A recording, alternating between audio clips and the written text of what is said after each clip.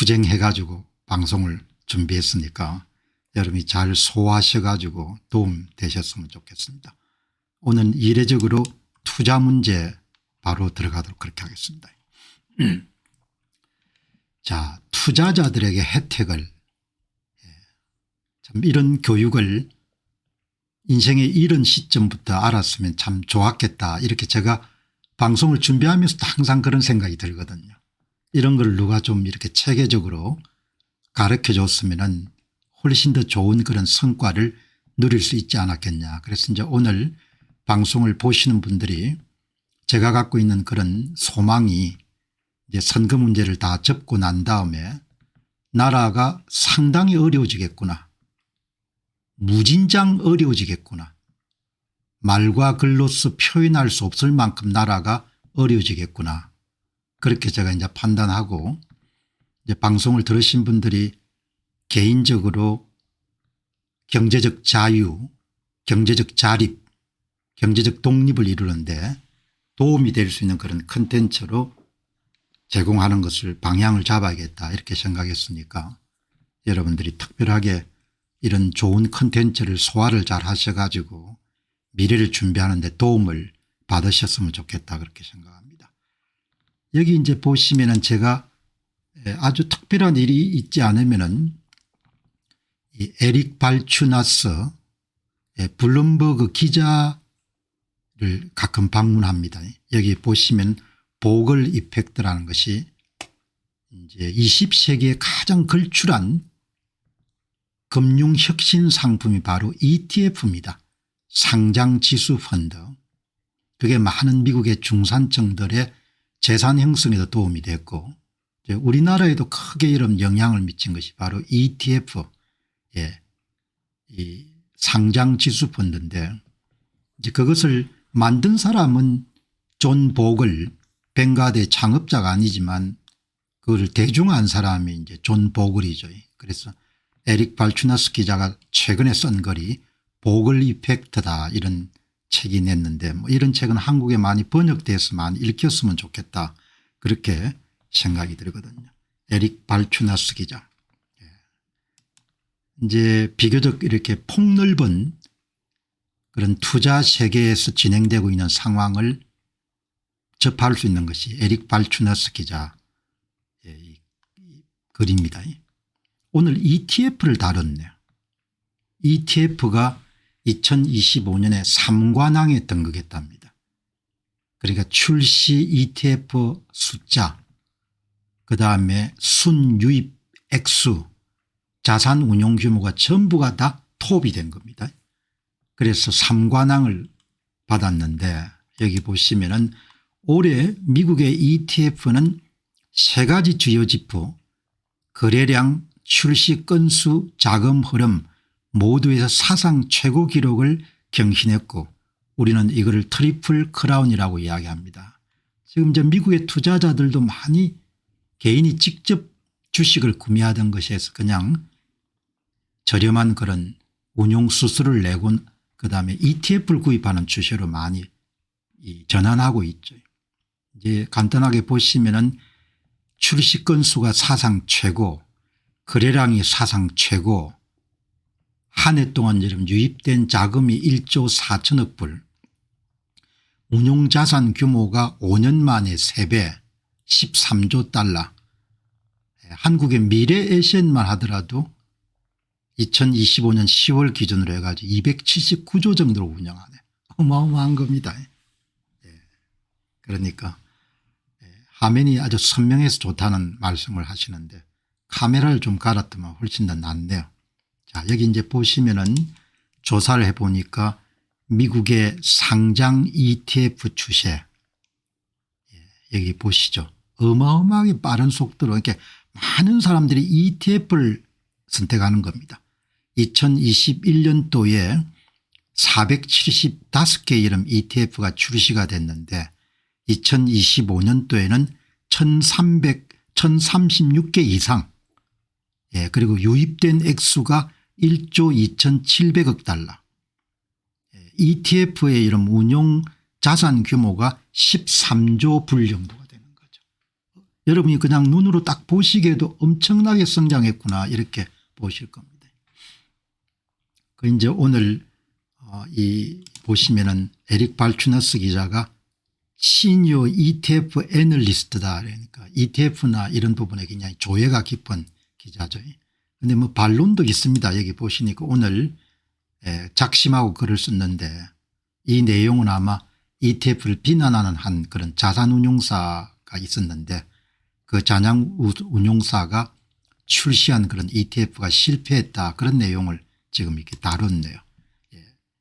ETF는 자본주의를 망치는 것이 아니라 오히려 자본주의를 잘 보여주고 있는 것입니다. 경쟁이 어마어마하게 치열하니까요. 한국도 ETF 시장이 엄청나게 치열하죠. 상품 경쟁도 치열하고 운용수수료에 적자 보는 데가 많을 겁니다. 모든 1센트를 벌어내야 되는 잔인하게 경쟁적인 산업이기 때문입니다. 미국의 ETF 시장 못지않게 한국 시장도 어마어마하게 치열하죠. 뭐 경쟁이 치열하다는 이야기는 고객들은 좋은 거죠. 그래서 이제 뭐 여기에 보니까 스탠포드 번스타인이라는 그런 자산운용사에서 굉장히 이렇게 너무나 치열하게 경쟁하는 것이 좋지 않다 이렇게 견해를 피력했는데 본인들이 정작 상품을 출시하고 나서 어려움을 겪게 됐다는 거죠. 또 한 글에 보니까 이제 마니터리 코멘터리라는 분의 글을 인용해 가지고 에릭 발추너스 기자가 ETF는 자본주의의 가장 순수한 형태 중 하나입니다.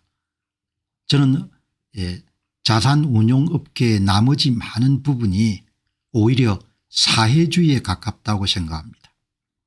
뮤추얼 펀드는 강세장 보조금에 의존하고 해치펀드는 납세자가 보조금을 지불하는 기부금에 의존합니다. 바로 이 후자가 패시브 ETF 그런 제가 자주 권하는 경쟁하는 데 어려움을 겪는 이유입니다. 미국의 자산운용업계의 전반적인 그런 분위기는 패시브 ETF 운용수수료가 싼 액티브 ETF가 아닌 패시브 ETF 쪽으로 물꼬가 다 이렇게 정해진 거죠.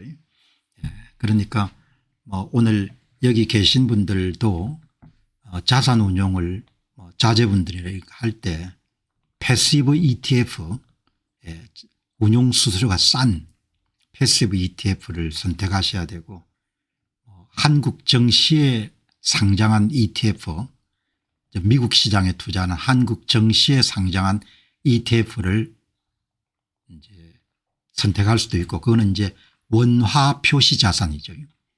그다음에 이제 미국 회사가 미국 정시에 직접 상장한 그런 달러화 표시 자산인 거죠. 그런 부분에 적립식으로 꾸준하게 이렇게 투자하게 되면은 미국 시장은 대개 15% 20% 25% 이렇게 좀 수익률을 올릴 수 있지 않습니까? 복리 컴파운드 여러분들 파워란 것이 엄청나니까 복리로 늘어나니까 한 20%나 이 정도 되는 그런 복리로 자산을 운용하면 자산 규모가 크게 여러분들 불릴 수가 있죠. 좀 일찍 시작하면 더 좋죠. 그래서 이제 제가 그런 미국에 지금 한 5천 개 가까이 상장되어 있는 ETF 가운데 자주 인용하는 것이 SCHG 찰스 슈왑에서 운영하는 S&P 500의 절반 정도 260개 정도의 대형주에 투자하는 상품이죠. 그다음 QQQM은 나스닥 100에 투자하는 상품이고 그다음 FTC나 XLK는 기술주 섹터에 투자하는 섹터 투자죠. 분야별 투자. 그다음 밑에 SMH나 SMHX, XOXQ 이런 건 전부 다 반도체 섹터에 투자하는 거죠.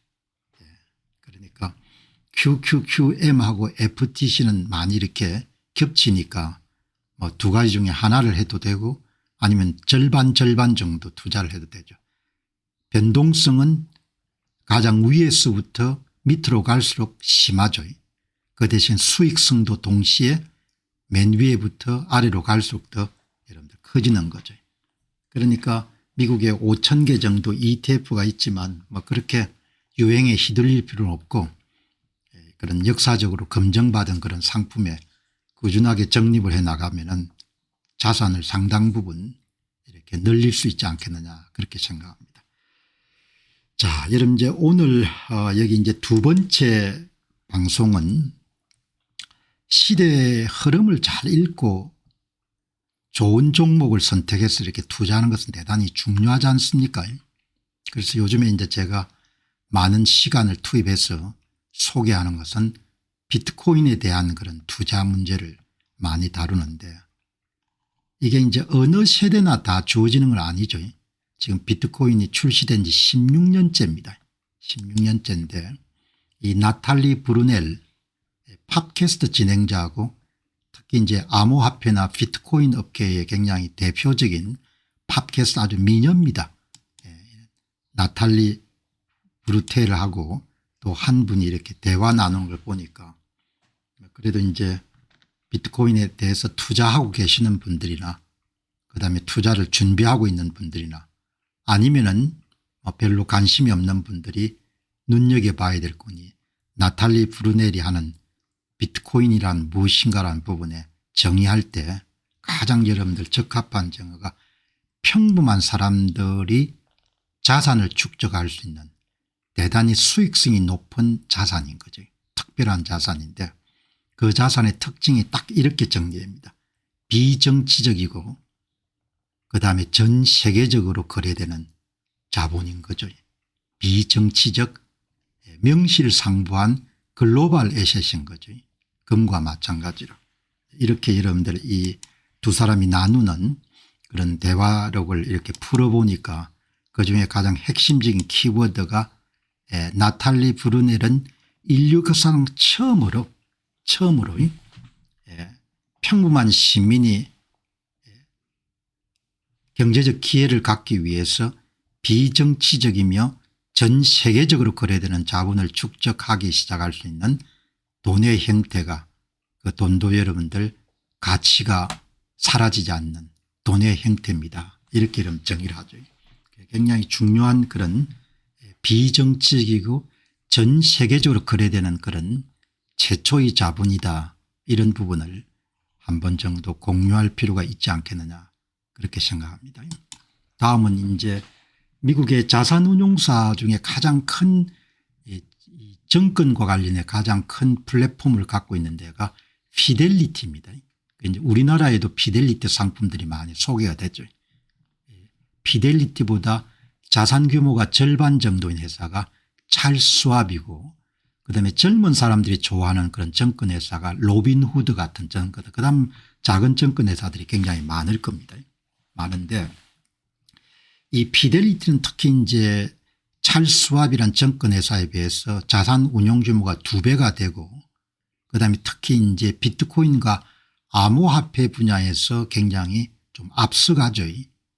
그러니까 2026년도 상반기에 찰스왑이 정권 계좌의 구자를 갖고 있는 고객이 동일 계좌에서 현물 비트코인과 일부 암호화폐를 구입할 수 있는 그런 파격적인 조치를 취하겠다 이렇게 이제 발표를 했는데 피델리티는 이미 비트코인 ETF나 이더리움 ETF를 출시를 했죠. 그래서 피델리티 ETF는 압도적인 1위를 차지하고 있는 블랙록의 IBIT라는 그런 비트코인 현물 ETF 다음으로 시장 점유율이 높은 그런 상품이죠.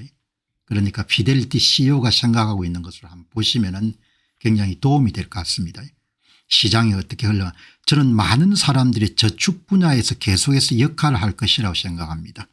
비트코인은 암호화폐 세계의 근본이제와 같습니다.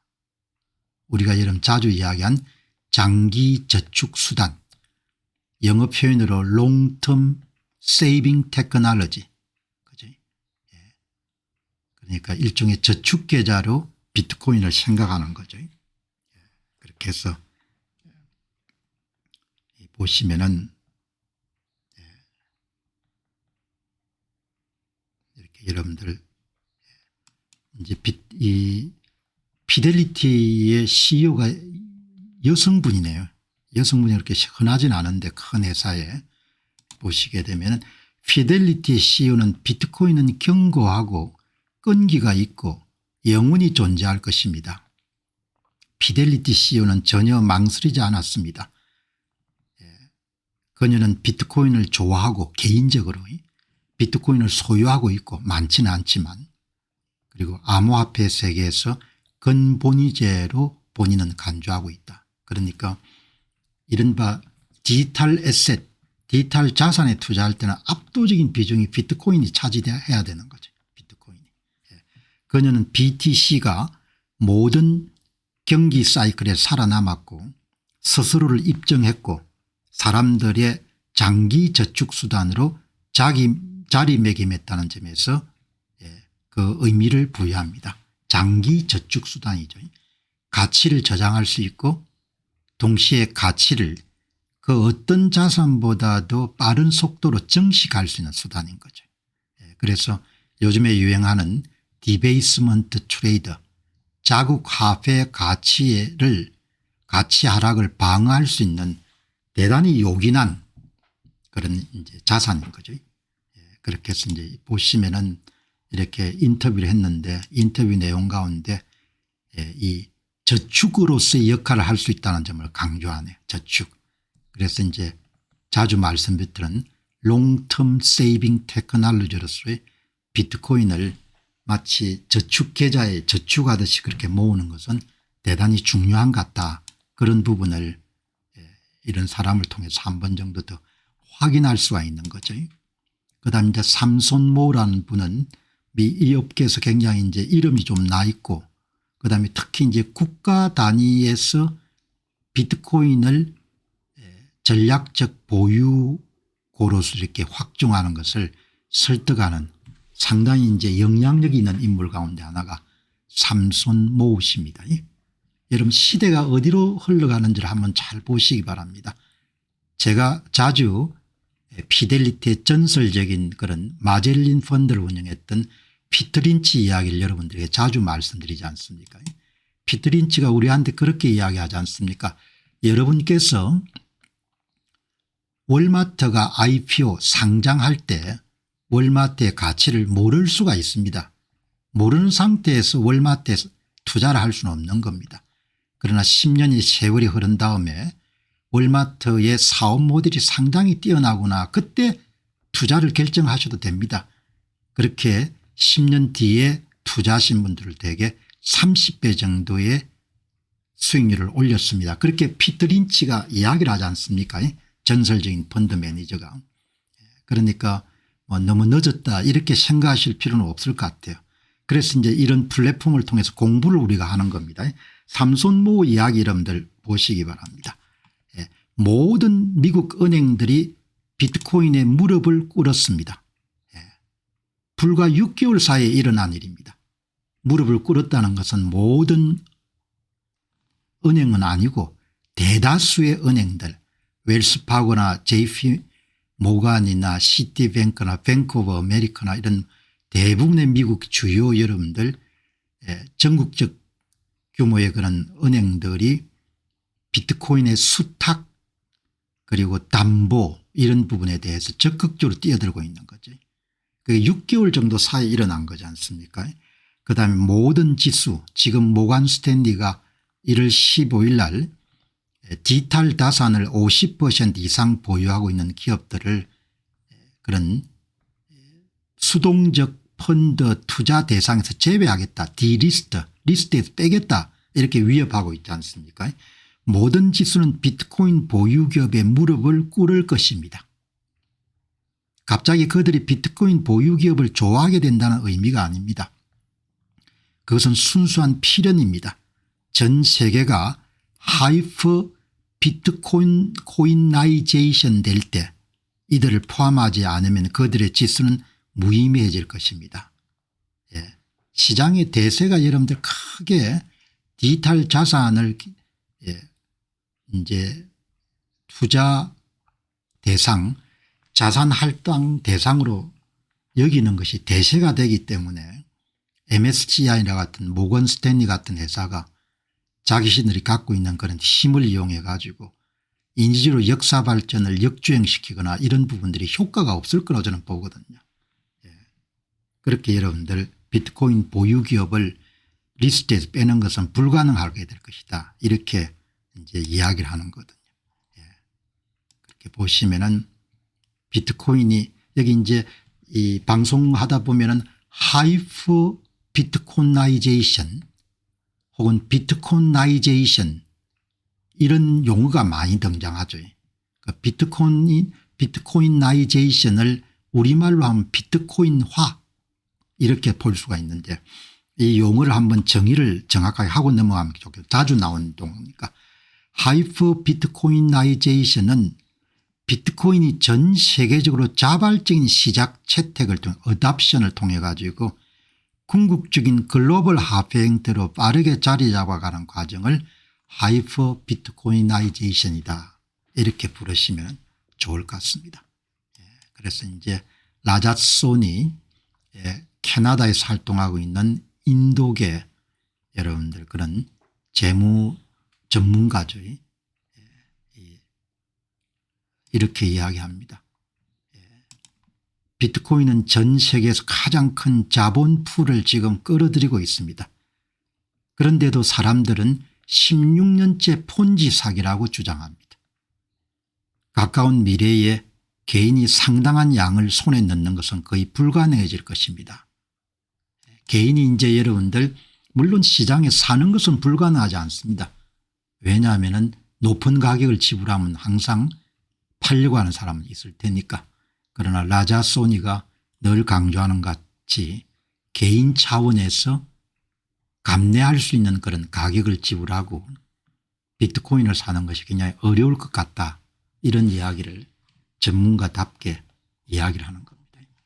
그렇게 여러분들이 보시면 좋을 것 같고 오늘은 조금 머리를 써야 되는 그런 방송 내용들이 꽤 등장합니다. 오늘은 일요일이고 하기 때문에 특히 이제 암호화폐나 특히 비트코인 같은 분야는 지식이 있어야 되고 지식이 있어야 믿음을 가질 수가 있고 그다음에 소신을 가질 수가 있고 그것을 넘어 가지고 신념을 가질 수 있기 때문에 이제 그런 사람들이 장기 보유가 가능한 거죠. 그래서 끊임없이 공부를 하는 겁니다. 여기 이제 보시면 인내심이 보상받다 이렇게 이야기가 나오는데 이 비트코인은 아주 특별한 자산이기 때문에 지식의 바탕을 둔 신념이 없으면 변동성을 이겨내기가 힘든 거죠. 그래서 어떤 분들이 저한테 왜 그렇게 좋은 건데 10%를 이상은 안 가졌으면 좋겠다 그렇게 이야기합니까? 그 이유는 보통은 변동성을 참아내기가 힘들기 때문입니다. 일상생활을 영위하기가 어려울 정도로 변동성이 강한 거죠. 그렇기 때문에 10% 이상을 가지려면 어마어마한 여름 내공이 있어야 되는 거죠. 오늘 이 보시기 바랍니다. 오늘 여기 이제 이 의사분입니다. 이렇게 아주 똑똑한 사람들이 많아요. MDB라는 분인데 이분은 아마 이제 의사를 하면서 비트코인에 투자를 하는 그런 이제 전문가입니다. 이렇게 글을 올린 겁니다. 핵심은 뭔고 하니까 어마어마하게 인내심을 필요로 하는 자산 같습니다. 이런 이야기를 올린 겁니다. 인내심이 이 여정에서 가장 어려운 부분처럼 느껴집니다. 투자자 입장을 가장 잘 반영한 그 신념이 없으면 변동성을 이겨낼 수가 없는 겁니다. 변동성을. 그래서 이런 공부를 해야 되는 아주 특별한 자산인 겁니다. 공부를. 그러니까 여러분들이 자료를 직접 찾으실 필요는 없고 제가 이렇게 하루에 8시간에서 10시간 정도 공부를 해가지고 정리해서 일단 매일 발표회를 하는 겁니다. 다른 유튜브 방송은 또 다른 그런 스타일로 운영하겠지만 공병호 TV는 완전하게 여러분들 학습한 내용을 발표하는 그런 기회이기 때문에 여러분이 그걸 편안하게 들으시고 정확한 지식과 정보를 갖고 소신과 믿음을 갖고 그것을 넘어서 확신을 갖고 신념을 갖고 그걸 또 다른 사람에게 전하는 겁니다. 예수교를 믿게 되면 여러분들 전하지 않습니까? 복음을. 마찬가지죠. 당신의 신념이 소음을 이겨내야 됩니다. 당신의 비전이 변동성을 이겨야 됩니다. 비전이 있어야 되는 거죠. 신념이 생기게 되면 그다음 이제 비전이 생기지 않습니까? 여기 보시면은 이제 어제도 소개했던 스테판 페레노드 박사, 페레노드 박사가 이분의 이런 의사이자 투자자 글을 보고 이 페레나드 박사가 글을 올린 겁니다. 보시죠. 이분 글을 어떻게 올렸는가 하니까 이제 연구를 오래 한 사람이니까 모델을 이용해 가지고 2027년도 중반경에 비트코인의 거품이 붕괴되는 사건이 발생할 것 같다. 그 이전에 상당히 오르는 시간이 있을 것이다. 그런 이야기를 어제 소개해드렸지 않습니까? 이제 그분이 이제 이 젊은 의사분의 말씀을 듣고 자기 소회를 남긴 겁니다. 이렇게 짧지만 여러분 보시죠. 수익률은 시간이 갈수록 느려집니다. 파월로 몇 법칙을 비트코인이 따르기 때문입니다. 비트코인의 가격은 파월로 몇 법칙을 따르기 때문입니다. 비트코인의 예상 수익률은 비트코인의 나이가 많아질수록 점차 느려지는 경향을 보입니다. 수학 최정이 아니고 수학 감소되는 거죠. 이게 이름 T가 타임 나이입니다. 비트코인 탄생 나이의 K성만큼 여러분들 가격이 증가하는 겁니다. 이거를 이제 과학하는 사람들이 비트코인 가격을 분석해서 찾아낸 겁니다. 버블의 에너지가 감소하고 있습니다. 시간이 지남에 따라 비트코인의 큰 가격 급등에서 나타날 수 있는 에너지가 줄어들고 있습니다. 초급등 초급락 이런 것이 조금씩 이렇게 완화가 된다는 거죠. 주요 버블 간격이 길어집니다. 큰 버블이 발생하는 시간 간격이 2배씩 늘어나는 방식으로 길어지고 있습니다. 여전히 뛰어난 수익률을 유지하고 있습니다. 이 같은 변화에도 불구하고 비트코인의 수익률은 여전히 매우 높습니다. 다른 모든 자산들을 압도하고도 남음이 있을 정도로 여러분 가격이 올라가는 겁니다. 가격 폭락이 덜 깊어집니다. 비트코인 가격이 급락하는 폭락의 정도가 이전보다도 얇아지고 있습니다. 기간 투자 자금이 급증합니다. 큰손 투자자들의 비트코인 시장률이 빠르게 늘어나고 있습니다. 그래서 여러분들 그런데 왜 가격은 오르지 않죠? 2025년도에 기관들이 여러분들 1000억 불 정도를 투입했는데 왜 비트코인 가격은 많이 안 오릅니까? 비트코인 IPO 가설에 따르게 되면은 장외 거래를 통해 가지고 초기 보유자의 대량 물량을 여러분들 기관 투자자들이 인수했기 때문에 그것은 시장 내에 거래 가격에 영향을 미치지 않는, 그래서 이제 대규모 초기 보유자들의 물량이 소진이 되면은 그때는 바로 거래소 가격에 반영이 될 거다. 그 이야기를 말씀을 드렸지 않습니까? 여기 보시면은 스테파노 박사의 분석은 비트코인의 가격 움직임이 단순한 희망이 아니고 몇 법칙 파월로 가격이 시간의 상품의 탄생 연령의 제곱으로 여러분들 올라간다는 거죠.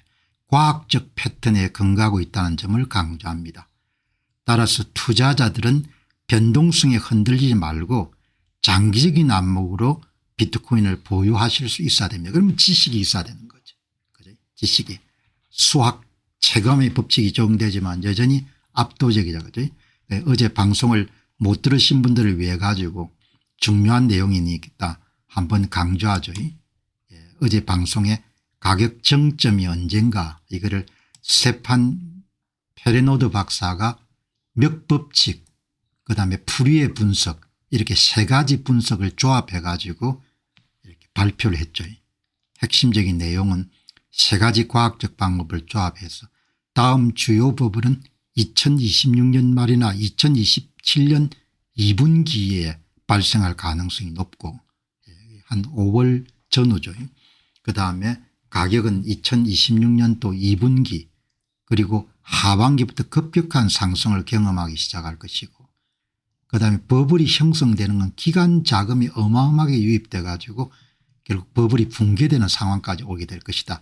이런 내용을 복잡한 여러분들 모델을 이용해 가지고 비트코인 가격의 움직임은 스테판 페레노드 박사에 따르면 지진이나 유체 난류 같은 자연현상에서 볼 수 있는 일정한 수학적 패턴을 따르게 됩니다. 몇 법칙을 기반으로 ফু리에 배낭 같은 고급 분석 기법을 동원해서 비트코인 가격 패턴을 해독했습니다. 그 결과 주요 버블의 정점은 2027년에 나타날 가능성이 높습니다. 2분기 그리고 2026년 하반기부터 급격한 가격 상승을 경험하기 시작할 것입니다. 이렇게 여러분들 이야기하니까 이제 모델을 가지고 전망한 거니까 여러분이 참조하시면 되겠죠. 2분기에 버블이 절정이 될 것이고 1분기부터 가격 상승이 시동이 될 것이고 하반기부터 가격 급등이 여러분들 있을 것이다. 그렇게 해서 여러분들 이야기하기 때문에 이 스테판 페레노드 박사가 지금이 그래도 사기가 참 좋은 시점 같다. 그런 의견을 자기 연구에 기반을 두고 여러분 돈을 2배 정도 불리는데 들어가기에 굉장히 괜찮은 시간 같습니다. Now is a better entry point 이렇게 이야기하지 않습니까? 판단은 이제 여러분들이 이런 그런 연구자들의 연구 결과를 바탕으로 해가지고 판단하시면 좋을 것 같습니다. 자, 여기 보시기 바랍니다. 현재 비트코인 여러분들 시장 가치는 2조 달러입니다. 2조 달러 정도 되는데 지금 이제 금이 25조에 30조 달러 가치를 갖고 있죠. 그럼 20조 달러가 언제 정도 있겠느냐 이걸 또 여러분들 모델을 이용해가 분석을 스테파노 박사가 했네요. 그렇게 했기 때문에 이렇게 여러분들 전망 모델을 이용해 가지고 몇 법칙에 따라 가지고 포캐스팅 전망을 한 거죠. 전망을 그 내용을 여러분들 오늘 또 한번 참조를 하시죠. 스테판 페레노드 박사는 중앙은행의 방만한 통화량 증가와 각국의 재정 적자 증가로 사람들이 디베이스먼트 트레이더 화폐 가치 하락에 방어하기 위해 가지고 경화자산 하드에셋을 구입하게 될 거다. 그게 금이나 비트코인이 될 가능성이 높기 때문에 비트코인으로 자금이 일부가 유입이 될 것이다. 거듭 제곱 법칙 몇 법칙입니다. 영어 표현으로 파우로에 따르게 되면 비트코인은 약 8년 5개월 안에 아닙니다. 8년 5개월째가 아니고 안에 약 20조 달러의 시가총액에 도달할 것으로 예상합니다. 그렇게 여러분들 본인이 갖고 있는 모델을 이용해 가지고 자본이 비트코인으로 몰리는 이유 금으로 몰리는 이유는 모든 나라가 여러분 경쟁적으로 화폐를 찍으니까 그래서 그동안 여러 번 강조한 바와 같이 한국은 연평균 2020년부터 8%로 통화량을 증가시켰습니다. 그러면 산술적으로 보면 한 해에 그냥 8% 정도 화폐 구매력이 떨어지는 겁니다. 뭐 7에서 9% 정도 하는데 중국이 한 9% 정도 통화량을 푸는 거죠. 화폐 가치가 9% 7% 이렇게 떨어지는 겁니다. 뭐 미국 달러도 마찬가지고 비트코인 가격은 T 비트코인이 출시된 연도 나이에 5.0 제곱 이상으로 증가하게 될 것입니다. 5.0 제곱으로. 그러니까 T의 5성입니다. 그러니까 여러분 얼마나 여러분 가격 상승이 빠르다는 걸 이야기하는 겁니다. 비트코인 나이의 5성인 거죠. 그럼 아마 비트코인이 지금 한 15년이나 16년째 됐을 겁니다. 5성입니다. 5성으로. 그 내용을 비트코인은 나이를 먹을수록 더 빨리 성장합니다. 여기서 T는 비트코인이 탄생한 이후의 시간을 뜻합니다. 비트코인 가격은 비트코인 나이의 5제곱 이상의 속도로 성장하는 겁니다. 5제곱 이상으로. 그러니까 여러분들 그냥 상식적으로 알겠죠. T 타임의 5성입니다. 2성도 빠른데 5성으로 성장하는 겁니다. 그럼 금하고 상대적인 속도는 어떠냐. 금하고 상대적인 속도는 5.3 정도로 성장하는 겁니다. 분자에 비트코인을 넣고 분모에 이런 금을 넣게 되면 두 개 가격이 시간이 지남에 따라서 T의 비트코인 탄생 연도에 5.3 정도 속도로 올라가고 있다. 이렇게 보시면 좋겠습니다. 여러분이 좀 딱딱하지만 이런 것을 소화를 해야 개인적으로 장기 비전을 가질 수가 있는 거죠. 그래서 제가 좀 딱딱하지만 경화 지식이지만 소개하는 겁니다. 이런 개인적인 장기 전망이나 비전이 있어야 지금 여러분 가격이 오르고 내리는 것을 별로 개의치 않는 겁니다. 그래서 좀 딱딱하지만 여러분께 이 스테파노 이런 박사의 연구 결과를 정리해서 말씀드린 겁니다. 비트코인 가격의 장기 성장은 시간 탄생 연도의 5승 이상입니다. 그리고 비트코인과 금의 비율도 5.30 정도가 됩니다. 다르게 이야기하면 금보다 비트코인 가격 상승이 압도적으로 높다는 겁니다. 여기서 비트코인과 금의 비율의 5.3이란 뜻은 비트코인이 금보다 빠른 속도로 증가하는 것을 뜻합니다.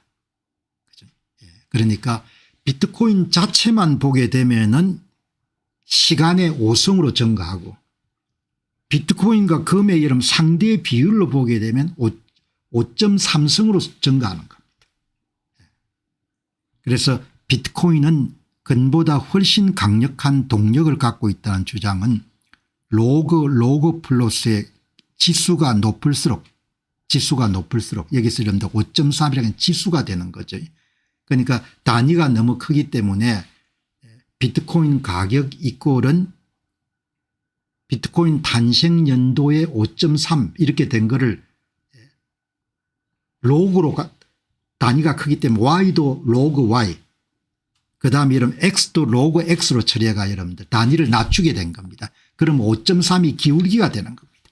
기울기가. 비트코인 시장 가치는 8년 이런 모델을 가지고 계산해 보면은 8년 5개월 안에 20조 달러를 돌파할 것으로 봅니다. 그리고 현재 비트코인 가격을 이 모델에 따라 추정해 보게 되면은 공정 가치가 온스당 43불에서 54불이 나와야 되는 겁니다. 그런데 현재 23불 정도 나오는 겁니다. 23온스. 달러가 아니고 여러분들 공정가치는 금으로 환산하게 되면은 비트코인 여러분들 한 개의 공정가치가 금으로 환산하게 되면 43에서 54온스 정도 나와야 되는데 현재 시장 가격이 23온스인 겁니다. 언더 밸류 되어 있다는 거죠. 저평가되어 있다는 겁니다. 그래서 스테파노 박사가 상대적으로 여러분들 엔트리 포인트 시장에 진입하기에 좋은 시점인 것 같습니다. 그렇게 여러분들 이야기를 한 겁니다. 이렇게 추정이 가능한 겁니다. 이렇게 수학적으로 여러분들 추정을 하는 겁니다. 이게 이제 맥법칙을 따르게 되면은 Y하고 여러분 X를 다 로그로 처리하게 되면은 이 그래프가 직선처럼 그렇게 보이는 거죠. 기울기가 높은 그래서 맨 위의 것을 상단 밑에 것을 여러분들 하단 그 사이에 따라서 움직이는 겁니다. 그러니까 여러분께서 이제 오늘 제가 말씀드린 내용이 조금은 딱딱하지만 그래도 장기 보유를 할 수 있는 힘은 이런 장기 비전 장기 전망에 대한 생각이 여러분들 딱 정리가 되어 있으면 여러분이 가는 겁니다. 여기 이제 오늘 한 분께서 제가 비트코인을 보유하고 마음의 평정을 얻었습니다. 그렇게 이야기하는데 이런 전망이 있으면 뭐 단기적인 여러분 가격 변동에 크게 연연해 하지 않는 거죠. 이런 게 없으면 어마어마하게 불안한 거죠. 20% 30% 정도 이렇게 손해를 보게 되면은 심적으로 엄청나게 타격이 큰 거죠. 여러분들 오늘 한번 보시기 바랍니다. 이 비트코인 가격도 여러분들 로그로 처리하고 그다음 비트코인 시간도 로그를 처리하게 되면은 이게 로그입니다. Y도 로그 X도 로그를 취하게 되면은 함수 형태가 Y = AXN승입니다. 이 N성이 기울기입니다. 기울기. 기울기가 여러분들 5성 정도가 나왔다는 거죠. X는 시간 타임입니다. 예. 금융자산의 경우에 Y는 금융자산의 가격입니다. 가격은 시간이 지남에 따라 얼마나 빠르게 상승한지를 나타내는 성장률을 뜻합니다. 이렇게 여러분들 딱 정리하게 되면은 이러한 분석에서 거듭 제곱은 일반적으로 로그를 취한 값의 기울기를 뜻합니다. 기울기입니다. 그러니까 여기에 타임도 로그를 취하고 그다음에 비트코인과 금의 상대 비율도 로그를 취하면은 그게 5.3이 나온 겁니다. 5.3 이게 기울기입니다. 그러면은 비트코인의 가격이 금보다 훨씬 더 빠른 속도로 이렇게 나아진다 이렇게 보시면 되겠죠. 그래서 이렇게 보시면은 이렇게 다 여러분들이 이렇게 모델을 가지고 추정을 하는 겁니다. 추정을. 과학인 거죠. 뭐 100% 맞을 수는 없겠지만 이렇게 과학자들이 전부 다 사회현상 자연현상을 이렇게 모델을 이용해 분석하지 않습니까? 반전이 있을 것입니다. 2027년 중반까지 금 대비 비트코인은 정점을 찍게 될 것입니다. 그 이야기를 여러분들 글을 또 남겼네요. 1시간 전에. 다음 버블은 로그 주기 일정에 따라서 2027년 중반까지 비트코인은 금 대비 정점을 찍을 것으로 예상합니다. 이렇게 여러분들 참조하시면 좋겠습니다. 어마어마한 대가들이죠. 얼마나 여러분들 이렇게 추정하는데 힘들겠습니까? 자, 또 대가 보시기 바랍니다. 장기 전망을 갖고 있어야 되는 거죠. 지오바니 박사, 이름 대가처럼 보이죠. 영어가 완전히 이탈리아 영어더군요. 비트코인 파워 법칙 지오바니 산토스타시 박사와 함께 여러분 이 눈매 보시기 바랍니다. 오늘 특별히 일요일 날 이런 내용을 여러분 집중적으로 다루는 것은 비트코인의 장기 보유는 개인 스스로가 이런 정리된 장기 전망과 비전을 갖고 있지 않으면 유지하기가 힘들다 이야기죠. 그래서 여러분들이 더 확고하게 이론을 무장을 해야 되는 겁니다. 그래야 부자의 대열에 들었을 수 있다는 거죠. 경제적 자유의 이름 대열에 들을 수 있다는 겁니다. 여기 이제 보시면은 지오바니 박사입니다. 지오바니 박사. 전쟁 같아요. 할아버지가. 샌디에고에 사시는 분인데 이 여러분들 젊은 분하고 앉아가지고 미국은 참 여러분들이 이렇게 뭐 노소가 없지 않습니까? 아마 한 80대 됐을 것 같아요. 이런 분하고 이런 새파랗게 젊은 사람 앉아가지고 2시간 넘게 여러분들 인터뷰를 하는 겁니다. 여러분들. 얼마나 귀한 인터뷰입니까? 그런데 이런 인터뷰를 많이 안 봐요. 사람들이 돈은 벌고 싶은데 공부를 안 하는 겁니다. 마이크로 스트래티의 공동 창업자인 마이클 세일리 이야기가 6만 7만 시간을 이런 노동을 해가 돈을 벌면서 단 100시간도 공부를 안 한다는 거 아닙니까? 돈을 유지하거나 불리기 위해 가지고. 비트코인은 공부 안 하면 절대 가질 수 없는 자산인 겁니다. 끝까지 유지하면 이런 큰 부를 쟁취할 수 있는데 그걸 끝까지 유지하기가 힘들게 되어 있는 겁니다. 침체가 들어갔을 때마다 약한 손에서 강한 손으로 계속 이동하는 겁니다. 여러분 이 사람 눈매 한번 보시기 바랍니다. 이 할아버지 눈매 한번 보시기 바랍니다. 이분이 비트코인의 장기 전망을 아주 여러분들 상세하게 설명합니다. 파월로 제곱법칙 멱법칙 파월로 비트코인의 성장을 물리학적 관점에서 분석해서 단순한 금융자산이 아니고 자연의 힘으로서 본질을 수학적으로 증명합니다. 지오바니 산토스타시 박사는 비트코인 가격과 탄생 연도 시간의 관계가 6의 거듭 제곱 법칙을 따른다는 놀라운 통찰력을 제시합니다. 앞에서는 5.3이었는데 이분은 6으로 하는 겁니다. 타임의 육성 앞에서는 5.3성이 나왔지 않습니까? 이 같은 여러분들 발견은 유기체나 도시나 언어 등 자연계의 보편적인 성장 패턴과 일치합니다. 사회과학자나 자연과학자들의 모든 여러분들 집념과 탐구욕은 현상에서 패턴을 찾아내는 거죠. 제가 여러분 5년간 대한민국의 선거를 분석했지 않습니까? 선거란 과학이죠. 뭘 발견하는 겁니까? 패턴을 찾아내는 겁니다.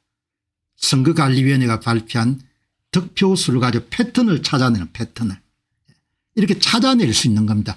비트코인 가격도 여러분들 전망치를 모델을 이용해 가지고 포캐스팅 전망할 수 있는 것 마찬가지로 한국의 선거도 분석하게 되면 선거가 일정한 규칙에 따라서 표를 만들어냈다는 걸 증명할 수가 있는 겁니다.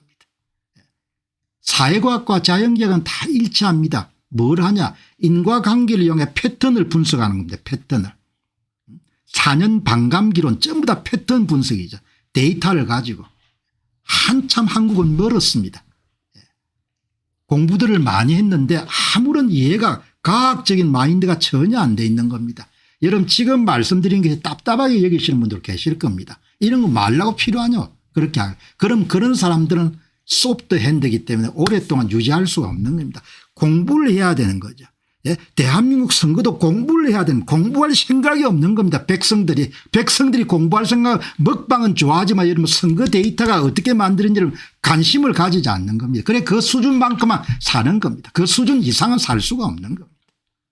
오늘 제가 여러분 일요일 날 특별히 시간을 내 가지고 딱딱한 여러분 하드 지식을 왜 이름 공유하느냐 이거를 소화를 못하면 오래 가질 수가 없다는 겁니다. 후들들들 떨고 뭡니까 그렇게 하는 겁니다. 수준 차이가 있는 겁니다. 사람 위에 사람 수준이 있고 사람 밑에 사람들 여러분 이 보시기 바랍니다. 비트코인 이 여러분들 이 할아버지하고 이 젊은 사람이 2시간 이상 앉아서 여러분들 이야기를 하는 겁니다. 여러분 이 붉은색이 뭔고 하니 비트코인 여러분들 맥법칙에 따라서 여러분들 가격 상승을 예상한 겁니다. 이게 여러분 과학입니다. 과학. 이 영감님 보시면 80대 정도 됐을 겁니다. 이 보시죠. 자기가 추정해 보니까 5.83이 나온다는 거 아닙니까? 5.83이 N이 기울기가 Y도 로그를 취하고 비트코인 가격도 로그를 취하고 연도도 로그를 취하게 되면 기울기가 N인데 N이 앞에 사람은 5.3이고 지금 사람은 5.83이 나온 거지 않습니까? 이런 보시기 바랍니다. 얼마나 이런 포스가 있게 보입니까? 평생 동안 여러분들 이렇게 파헤치는 사람이 미국에는 어마어마하게 많은 겁니다. 그래서 방송을 준비하는 과정이 여러분 고되기는 하지만 굉장히 행복합니다. 왜? 매일 천재를 만나니까. 매일 천재를 만나는 겁니다. 오늘 제가 이런 방송 시작하자마자 한국 문제 안다니까 얼마나 이런 기분이 좋아가지고 얼굴이 만개합니까? 천재를 만나는 천재들 이야기를 여러분께 소개해 드리는 겁니다. 얼마나 이런 열정적으로 이야기하는지 이탈리아 여러분들 영어로 비트코인 가격이 시간의 6제곱에 비례해 성장하는 비선형적이고 예측 가능한 패턴을 따른다는 것입니다. 비선형적이라는 것은 굉장히 이런 가격 성장 속도가 빠르다는 겁니다. 이것은 비트코인이 단순한 금융자산이 아니고 자연현상과 유사한 성장 법칙을 가진다는 것을 뜻합니다. 비트코인의 장기적인 가격 경도를 예측할 수가 있습니다. 예측할 수가 있으니까 여러분들 2025년에 좀 빠지더라도 관계가 없는 겁니다. 어차피 여러분들 다시 돌아올 거니까 이런 정도의 여러분 지식이 있어야 담대해질 수 있는 겁니다. 비트코인의 역사적 성장과 보편적 패턴으로서의 힘의 법칙, 맥법칙, 파월로우입니다. 비트코인은 인류 역사상 가장 빠르게 성장한 자산으로 알려져 있습니다. 앞으로도 마찬가지일 겁니다. 최초의 달러 거래 시점부터 현재까지 15년 동안 1억 배 이상 상승했습니다. 어떤 다른 자산도 같은 규모로 성장한 사례가 없습니다. 이 같은 폭발적인 성장은 비트코인이 일반적인 금융자산과 다르다는 직관을 제공합니다. 과학자들이 이렇게 다 분석을 하는 겁니다. 힘의 법칙의 정의, 물리학에서 두 양 사이의 관계를 찾으려는 시도에서 y = xa, 여러분들 익숙하지 않습니까? y = tn입니다. t는 시간, 비트코인 탄생 연도, n은 뭡니까? 기울기입니다. 두 개를 여러분들 로그 y 로그 x로 하면 a가 여러분 기울기가 나오는 겁니다. 거의 직선에 한 수량이 y가 다른 수량의 x의 거듭 제곱에 비례하는 비선형적 관계를 의미합니다. a가 여러분 2면 2제곱, 비트코인처럼 6이면 5.8이면 5.8, 6제곱, 5.8제곱 이렇게 나오는 겁니다. 물리학에서 법칙은 도메인과 규모를 초월하여 반복적으로 관찰되는 신뢰할 수 있는 패턴을 의미합니다. 모든 과학은 패턴을 찾아내는 겁니다. 제가 여러분 5년 동안 전문가들의 도움을 받아 한 게 뭔가 패턴 분석입니다. 선관위 발표 후보별 특수의 패턴을 분석하는 패턴을. 아주 여러분들 초보적인 단계입니다. 이런 우주나 천체나 이런 연구에 비해 가지고. 그거를 한국 사람들이 이해를 할 수가 없는, 관심도 없는 겁니다. 그래서 노예살이를 할 수밖에 없는 겁니다. 노예살이를. 무식하면 여러분 노예가 되는 수밖에 없는 겁니다. 노예가. 이게 숫자가 전부 다 분석하지 않습니까? 힘의 법칙은 파워로는 유기체, 조직, 도시, 인터넷, 비트코인 같은 네트워크 아키텍처를 가진 모든 것들의 성장 패턴을 정의합니다. 무식하면 고생하는 겁니다. 무식하면 돈을 잃는 겁니다. 무식하면 여러분 노예가 되는 겁니다. 경제적 자유는 그냥 주어지는 게 아닙니다. 경제적 자립은 그냥 주어지는 게 아닙니다. 경제적 독립은 그냥 주어지는 것이 아니죠. 방송 보고 그냥 사는 게 아닌 겁니다. 공부를 해야 되는 공부를 여러분 가질 수 있으면 꽉 잡을 수가 있는 겁니다. X축이 1 증가할 때 시간 타임이 1 증가할 때 Y축도 1 증가하는 단순한 1대1 관계가 Y = X입니다. 그래프가 매우 빠르게 성장하여 Y축의 로그를 취하면 직선으로 나타납니다. 그래프가 곡선 형태를 띠지만 X축과 Y축 모두의 로그를 취하면 직선으로 나타난 비선행 관계입니다. 비트코인 가격 Y =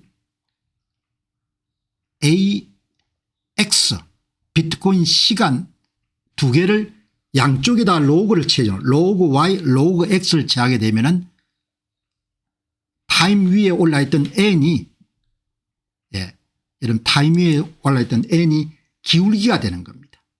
비선형, 가파른 직선처럼 보이게 되는 겁니다.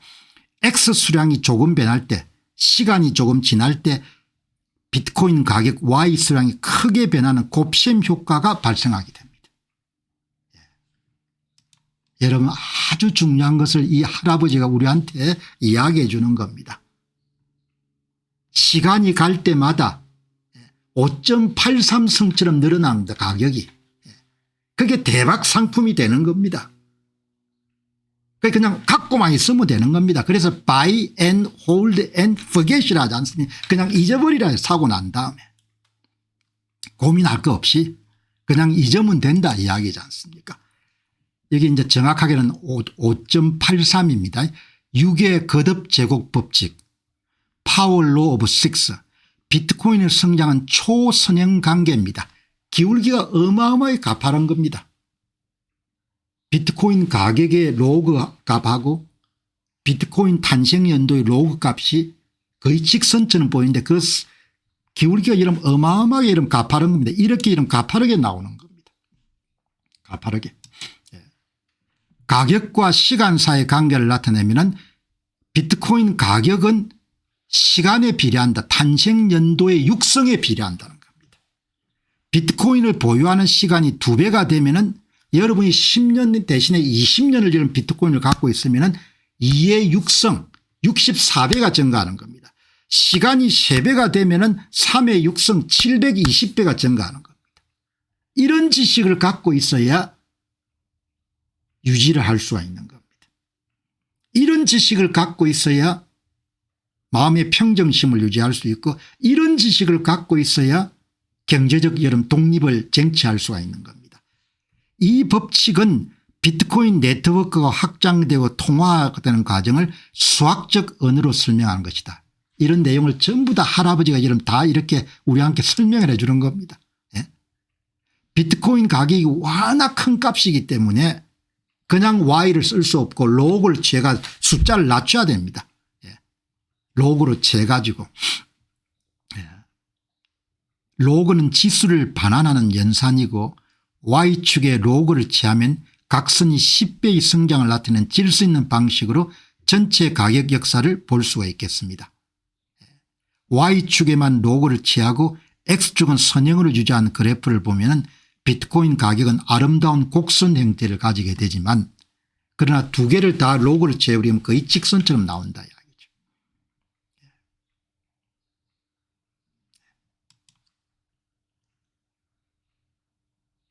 계속 오를 거라는 이야기입니다. 이론적으로 인간의 생산성과 독창성에 의한 제한되기 때문에 비트코인은 영원히 몇 법칙을 따를 것으로 봅니다. 비트코인 가격 분석은 다양한 통화를 사용해도 변동이 없고 검으로 표시해도 몇 법칙에 여러분들 손상되지 않습니다. 바로 파워로우가 비트코인의 현재 가격과 미래 가격을 전망하는 기준점이 됩니다. 보시죠. 그럼 육성이 어떻게 나왔냐. 이게 보면은 시간의 3제곱 그리고 그다음에 메트칼프 네트워크 법칙에 따라서 주소의 제곱 3 곱하기 2니까 육성이 나온 겁니다. 두 관계를 결합하면은 가격은 시간의 3제곱 6제곱에 비례하게 된다. 아주 여러분들 멋지게 설명한 겁니다. 이런 대단한 여러분들 연구자들을 여기 이제 여기 5.41이네 5.41 n이 5.41 기울기가 5.41인 겁니다. 이렇게 여러분들 오늘 정리하시고 너무나 중요한 내용이기 때문에 지오바니 박사 제곱 비례 법칙을 한 번 정도 더 요약할 필요는 있을 것 같아요. 여기 이제 이탈리아 출신이니까 영어가 완전히 이탈리아 영어네요. 어마어마하게 여러분들 비트코인 가격을 예측하는 힘의 법칙 방정식은 비트코인 가격의 그건 A 10-17성 곱하기 타임의 5.83 양쪽에 여러분들 로그를 취하게 되면 5.83이 기울기가 되는 겁니다. 1에 5.83이니까 어마어마하게 값하는 거죠.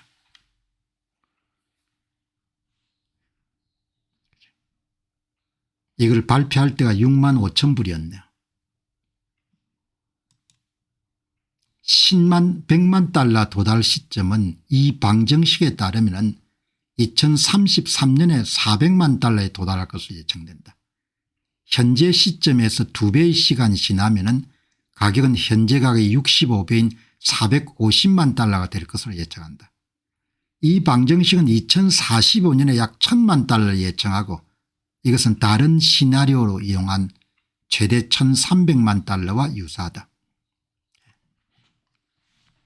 이렇게 여러분들 과학의 힘인 겁니다.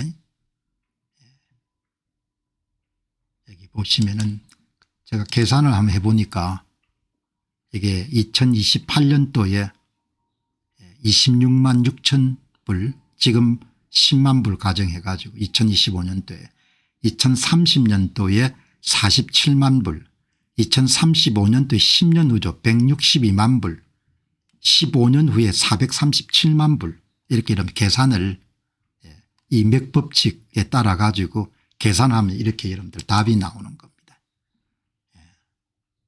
이렇게 여러분들 가는 겁니다.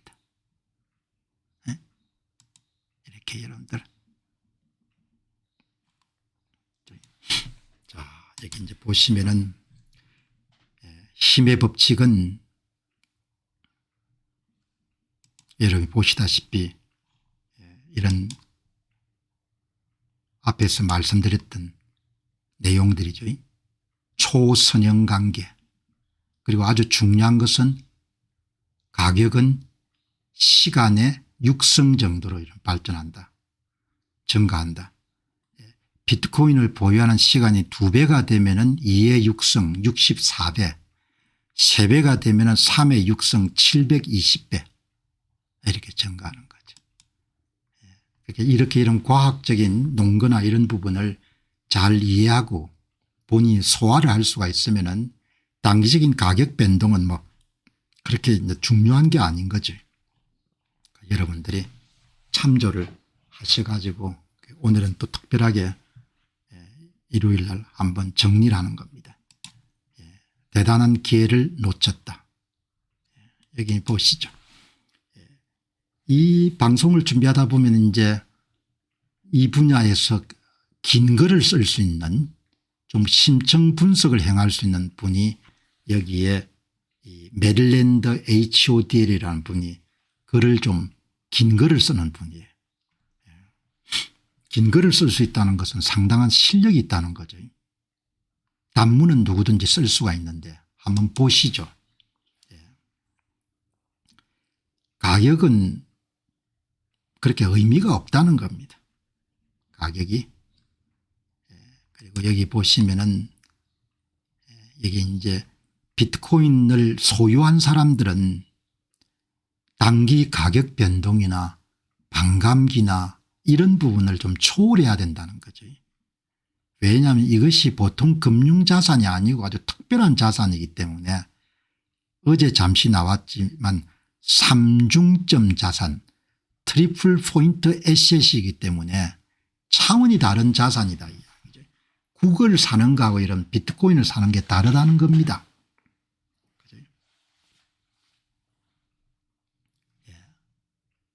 국어를 여러분들 뭐 다 다르다는 거죠. 이제 어제 이렇게 삼중점이 나왔는데 이거를 주장하신 분이 피터 던원스라는 분입니다. 호주 시드니에서 컨설팅을 하고 계시는 할아버지인데 이렇게 이제 이야기를 한 겁니다. 삼중점 자산, 이런 컨셉은 여러분들 대단히 중요하죠. 개념화하는 것은. 피터 던원스, 이것도 여러분 우리가 투자를 행하는 사람들은 신념을 가지는데 대단히 중요한 거죠. 시드니에서 부동산, 비트코인 이런 것을 고액자산가들에게 컨설팅하는 피터 던원스라는 분입니다. 그런 고액자산가를 위한 그런 이제 여기 보시죠. 여기 한번 보시기 바랍니다. 비트코인은 전체 파이낸셜 시스템을 대체할 겁니다. 여러분 제가 이분을 특별히 왜 주목하느냐, 이분이 전통금융계 출신입니다. 그러니까 부동산이라는 주식이나 이게 전반을 다 젊은 날부터 운용해 본 그런 분입니다. 그리고 나이가 꽤 들었는데 늦게 입문을 한 겁니다. 이 업계에. 그런데 우리가 놓칠 수 있는 대단히 중요한 점을 지적하시는 분이죠. 이분입니다. 이분. 서양 사람들은 뭐 나이가 이렇게 여러분들 잘 구분하기가 우리하고 달라가 나이가 많이 들어 보이니까, 그런데도 나이가 상당히 있는 분 같아요. 비트코인이 전 파이낸셜 시스템을 대체할 것이다. 다시 이름 재조정할 것이다. 이런 이야기가 나오는 겁니다. 자, 그럼 여러분들 오늘 1부에서는 뭘 보고 싶으냐. 피터 던원스라는 사람이 비트코인과의 인연을 한번 보시죠. 인연을. 많은 교훈을 갖고 있습니다. 가족들이 처음에 권한 겁니다. 가족들이. 지금은 이제 시드니의 부유층 가족들에게 자문을 제공하고 있고 10년 전부터 비트코인 관련 자문을 하고 있으니까 뭐 굉장히 오랜 역사를 갖고 있는 분인 거죠.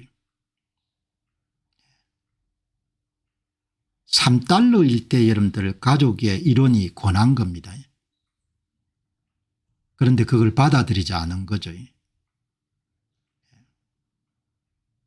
5년간 여러분들 미적거리다가 5년간 더 이상 새로운 비트코인은 있을 수가 없고 지금 비트코인이 마지막 비트코인이다 이렇게 판단하고 그렇게 이제 구매하기 시작했는데 3달러에 사지는 못한 거죠. 3달러 사는 기회를 놓친 겁니다. 아마 이분이 내린 투자 결정 가운데 가장 뼈아픈 결정이 3달러에 비트코인을 살 수 있는 기회를 놓친 겁니다. 현재 비트코인 가격이 약 88,000달러일 때 이를 놓쳤던 3달러의 비트코인으로 여기지 말아야 된다는 메시지를 공유하고 싶다. 여러분 무슨 말인지 알겠죠? 이분이 3달러에 살 수 있는 기회를 놓친 겁니다. 피터 더넌스라는 사람이 뭐라고 이야기합니까? 88,000원에 여러분들 너무 비싸다고 생각해서 안 살 거라는 이야기죠. 사람들이. 3년이나 5년 지난 다음에 자기가 느꼈던 것처럼 3달러에 살 수 있는 기회를 놓친 것과 똑같은 상황에 접하게 될 것이다. 그거를 방지하기 위해서 자기가 경험한 메시지를 공유하고 싶다는 거죠. 그죠? 자산 가격은 모든 것이 다 오를 수밖에 없기 때문에 3달러에 사는 것을 놓쳤던 사람들은 다음에 10,000달러가 됐을 때 잘 못 삽니다. 너무나 이런 본인이 뼈아프기 때문에. 현재 비트코인 가격이 약 88,000달러일 때 이를 놓쳤던 3달러의 비트코인으로 여기지 말아야 된다는 교훈을 오늘 시청자들하고 공유하고 싶다 이야기죠.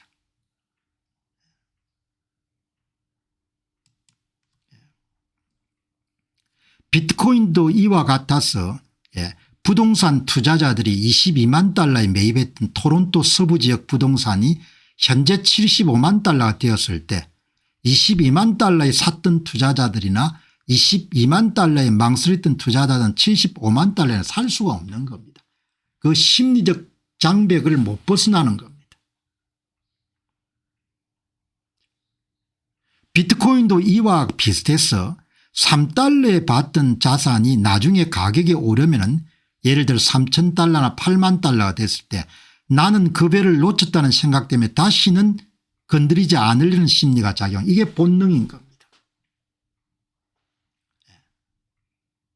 피터 더넌스는 이 같은 자존심을 버리고 비트코인에 깊이 뛰어들어 학습하고 3달러와는 매우 다른 가격에 비트코인을 매입할 수 있었다. 3달러를 잊어버리고 그냥 산 겁니다. 자기가 투자 실패했지만 왜 지금부터 3년 5년 10년 후에 그럼 또 3달러에 여러분들 그런 실수를 또 자기가 반복할 거다 이야기죠. 여러분 이렇게 되는 겁니다. 제가 열성을 다해서 여러분들 이 방송을 하는 것은 후회를 너무 할 거다 이야기죠. 후회를. 그렇다고 여러분 다른 사람 결정되는데 사라고 이렇게 권할 수는 없지 않습니까? 배경 지식만 제공해 주는 겁니다. 피터 더넌스가 뭐라고 이야기합니까? 22만 달러에서 여러분들 토론토 외곽에 여러분들 부동산을 놓쳤던 사람은 80만 달러에 됐을 때 못 산다 이야기죠. 80만 달러가 다음에 150만 달러가 될 건데도 못 산다는 겁니다. 3달러에 놓쳤던 사람이 8만 8천 달러에 못 사는 겁니다. 88만 8천 달러가 100만 달러가 될 건데도 못 사는 겁니다. 본능을 극복하는 것이 그렇게 어려운 겁니다. 개인이든 여러분들 나라든 간에 집단적으로나.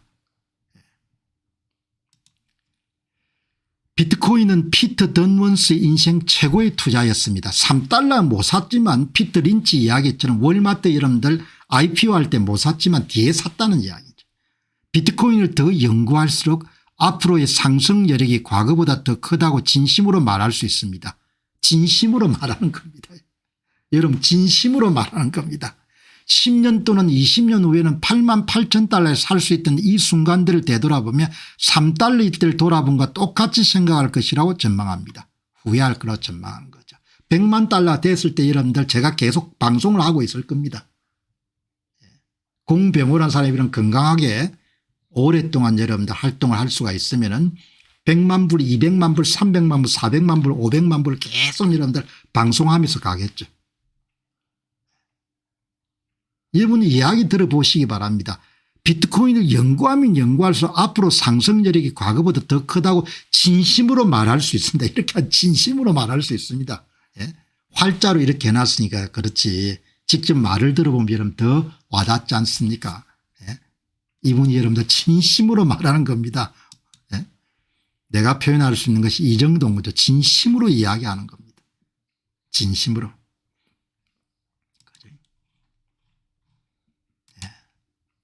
지난 10년간 비트코인은 포트폴리오에 있으면 안 되는 자산에서 반드시 있어야 되는 자산으로 바뀌었습니다. 몇 개월 사이 이런 바뀌는 거 보시기 바랍니다. 은행들 태도 바뀌는 거 보시기 바랍니다. JP 모간 하버드가 이런 최고로 여러분들 자기 자산 목록에 제1등이지 않습니까? 그게 뭘 이야기합니까? 때가 너무나 여러분들 지금 급하다는 이야기죠. 현재의 진정한 리스크는 포트폴리오에 비트코인이 없는 것이 있는 것이 아닙니다. 이렇게 이야기하지 않습니까? ETF 허용, 비트코인 재무회사, 비트코인 채굴회사, 어제 여러분들 상품선물위원회 발표 전부가 다 나오지 않습니까?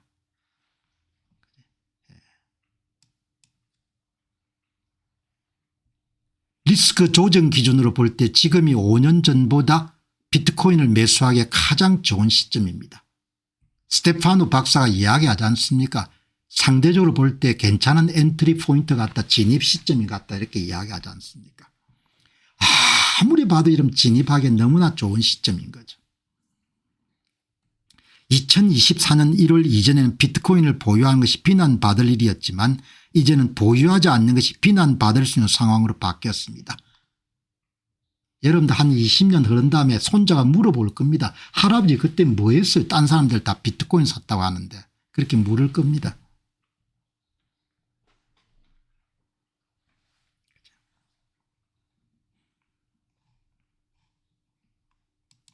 자, 이분이 상당히 내공을 갖고 있는 분입니다. 다른 사람들이 많이 놓쳤던 부분을 이분을 통해서 한 번 더 확인하게 되죠. 삼중점 자산인 겁니다.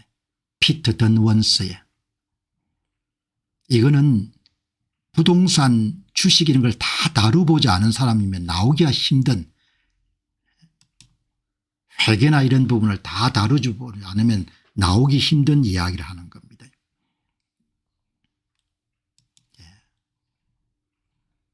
여기 보시죠. 삼중점 자산 어제 잠시 여러분들 언급했는데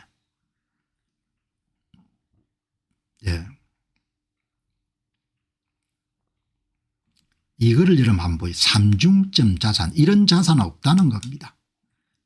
삼중점 자산 이 개념을 여러분들 이 피터 던원스 씨가 내세운 겁니다. 비트코인은 세 가지 기능을 수행할 수 있는 겁니다. 동시에 가치 저장 수단, 교환 매체, 회계 단위 세 가지 기능을 모두 수행하는 세계 최초의 삼중점 자산인 겁니다. 특히 우리에게 익숙하지 않은 것은 회계 단위입니다. 가치 저장은 이해가 되고 교환 매체도 이해가 되는데 회계 단위가 잘 이해가 안 될 겁니다. 그건 블록체인하고 관련된 거죠. 가치 저장 기능. 가치 저장 기능은 뭐 제가 특별히 이야기를 안 해도 되겠죠. 예. 돈을 마구 찍어내는데 자기의 자산 가치를 유지하려면은 미국의 이름들 초고속 기술주를 사든지 금을 사든지 은을 사든지 비트코인을 사든지 이렇게 해야 될 거 아닙니까?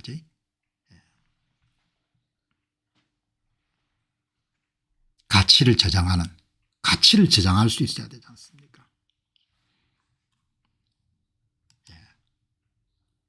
그다음에 교환이 가능한 거죠. 거래 비트코인은 검열 저항성, 압류 저항성이 있고 가치 절하가 없는 디플레이션 속성을 갖고 있는 아주 드문 자산인 거죠. 현재 글로벌 준비통화인 미국 달러 100조 달러 시장을 비트코인이 선호되는 교환 매체로 대체할 수 있고 30년에서 50년 내에 확실히 일어날 것으로 봅니다. 법정화폐가 워낙 타락했기 때문에 사람들이 점점 이제 각성을 하는 겁니다.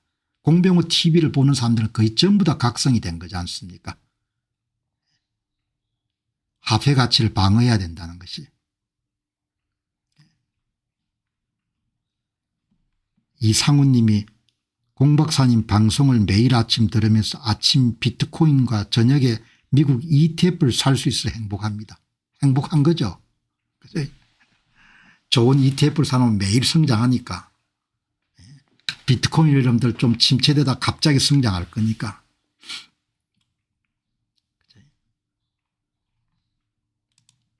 회계 단위가 중요합니다. 회계 단위가. 이거는 되게 언급을 안 하죠. 비트코인은 다빈치 시대 이후에 1600년 만에 최초의 회계 혁신입니다. 이중북의 삼중북이로 혁신한 겁니다. 600년 전의 혁신은 단식북에서 이중북이로의 전환이었습니다.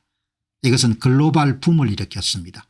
비트코인은 이중북이 시스템보다 훨씬 나은 삼중북이 원장 시스템으로 업그레이드한 것입니다. 회계 단위의 총 세계 유효 시장 규모가 1000조에서 2000조 달러입니다. 어마어마하게 많은 것을 대체할 겁니다. 이런 블록체인 기술이라는 것이 대단한 겁니다.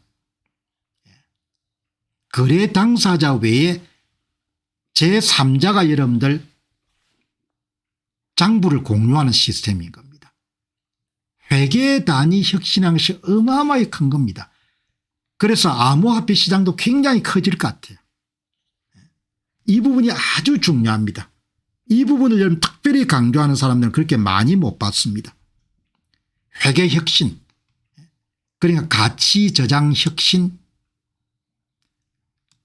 교환 매체 혁신, 회계 단위 혁신을 이룬 겁니다. 블록체인 기술을 이용해 가지고 변조할 수 없도록 거래가 전부 다 분산된 원장에 다 기록이 되는 겁니다. 예, 삼중북이 원장 시스템은 블록체인 기술을 통해 구현된 회계 시스템의 획기적인 혁신을 이야기합니다. 삼중북이 시스템에는 거래 당사자인 두 주체의 장부 기록 외에 거래의 진위와 내용을 증명하는 제3의 암호화된 기록을 추가됩니다. 그것이 바로 블록체인에 의해서 가능한 겁니다. 대단히 중요한 겁니다. 블록체인은 바로 이 제3의 장부 역할을 수행합니다.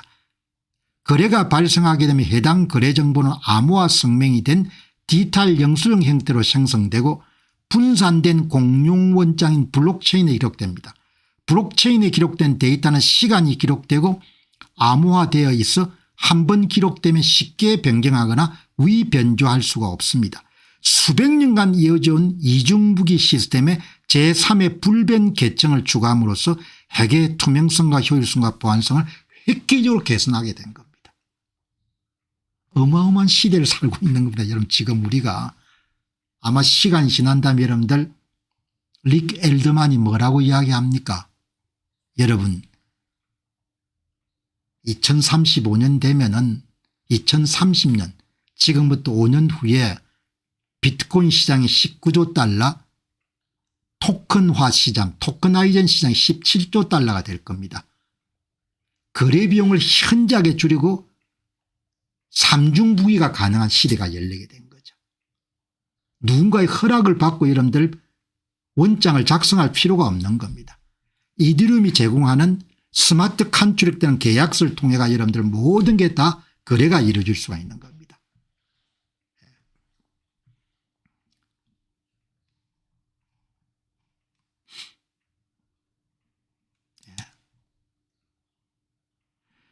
많은 사람이 가치 저장 시장 30조 달러, 교환 매체 시장 100조 달러, 회계 단위 1000조에서 2000조 달러를 단순히 더하여 총 가치를 2100조 달러를 봅니다. 이것을 2100만 개로 나누어 코인당 1억 달러로 계산한 것은 경제학적으로 틀린 방식입니다. 복리 효과를 외면한 겁니다. 하나의 자산이 모든 화폐 기능을 수행할 때는 세 가지 기능을 수행할 때는 각각의 가치가 아니고 가치를 복리로 계산해야 됩니다. 회계 단위, 가치 저장, 교환 매체 기능에 대한 세 가지 경쟁이 동시에 일어나게 되면 가격은 극적으로 상승하게 됩니다.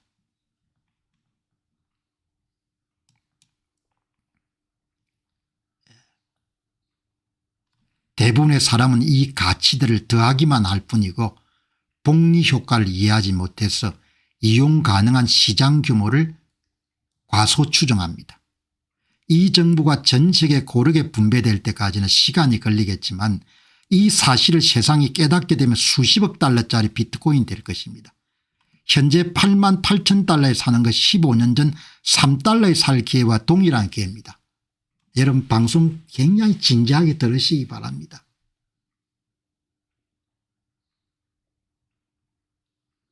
여러분 진지하게 듣고 계시죠? 이런 이야기를 어디서 들을 겁니까? 어마어마한 내공이 있는 분입니다. 이분이. 삼중점 자산이 바로 비트코인이라는 이분이 젊은 날 이런 주식이나 이런 부분을 다 다루보지 않으면 절대 이런 이야기를 할 수가 없는 겁니다. 여러분 이 보시기 바랍니다. 얼마나 겁난 이야기입니까? 더하기가 아니고 곱하기다 곱하기. 당신들 아냐? 회계 혁신, 가치 저장, 결제 수단 세 가지가 합치게 되면은 이게 어마어마하다는 것을 사람들이 여러분 깨닫게 되게 되면은 코인 한 개가 수십억 달러가 될 수 있다고 이런 이야기를 하는 겁니다.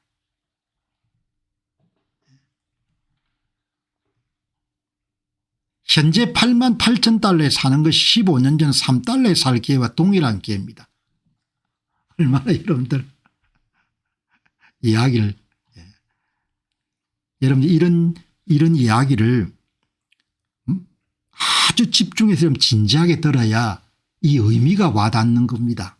그냥 기계로 들어가면 그냥 스쳐가는 거죠.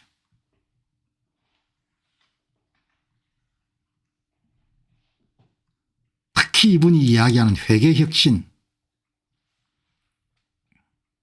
회계 업그레이드가 어마어마하게 중요하네요. 이 부분을 이렇게 이런 강조하는 사람은 제가 못 봤습니다. 블록체인과 이런 회계혁신에 대한 부분을 강조하는 것을. 회계시장에 대한 충격 주지만 담보시장에도 어마어마한 충격을 주겠네요. 대단한 분입니다. 시드니에 계신 분인데 이렇게 이런 천재들을 만나서 공부를 하고 그걸 정리해서 여러분들한테 전달하는 건 피터 던워스 인터뷰를 일단 전문에서 이런 중요한 내용을 12가지로 한번 정리를 해보겠습니다. 삼중점 자산, 비트코인은 가치 저장 수단, 교환 매체 수단, 회계 단위 수단 세 가지 합계 기능을 모두 수행하는 세계 최초의 자산입니다. 이 세 가지 기능이 하나의 프로토콜에서 복리 효과를 내면 가치가 극적으로 상승한다고 분석합니다. 이중북의 삼중북이 원자노의 핵심, 비트코인과 블록체인은 레오나르도 다빈치 시대 이후 1600년 만에 최초 회계 업그레이드입니다. 600년 전에 이중북이로 해서 전환이 글로벌 붐을 일으켰듯이 비트코인은 훨씬 나은 삼중북이 원장 시스템으로 전환을 뜻합니다. 이것은 1000조에서 2000조 달러 규모의 회계 시장을 재편할 잠재력을 갖고 있습니다. 궁극적인 디플레이션 방지 자산, 아주 드물죠. 인플레이션을 방어할 수 있는 디플레이션 성격을 갖고 있는 자산은 금, 은 뭐 이런 거죠. 금보다 우월한 가치 저장 수단, 부채보다 심각한 담보 부족 문제 해결, 이게 굉장히 중요합니다. 여러분들 이분이 참 그러니까 여러분들 이 고액 오스트레일리아의 고액 자산가들을 위해가 여러분들 컨설팅을 하니까 다른 사람들이 놓치기 힘든 이런 부분을 현재 시스템이 담보 부족 문제가 심각하다고 그러네요. 그거를 마이클 셀리가 공략해 가지고 디지털 크레딧 시장을 만들어내지 않습니까? 담보 부족 문제. 부채보다 심각한 것이 담보 부족 문제입니다. 피터 더넌스는 현재 금융 시스템의 가장 큰 문제가 부채 자체가 아니고 부채를 뒷받침하는 담보의 부족에 있다고 봅니다. 정부가 발행하는 부채는 담보가 없는 부채이고 비트코인은 2100만 개는 희소한 담보를 제공하여 이 문제를 해결하는 핵심 역할을 할 수가 있습니다. 이 시장을 지금 공략하는 것이 지금 마이클 세일러인 거죠.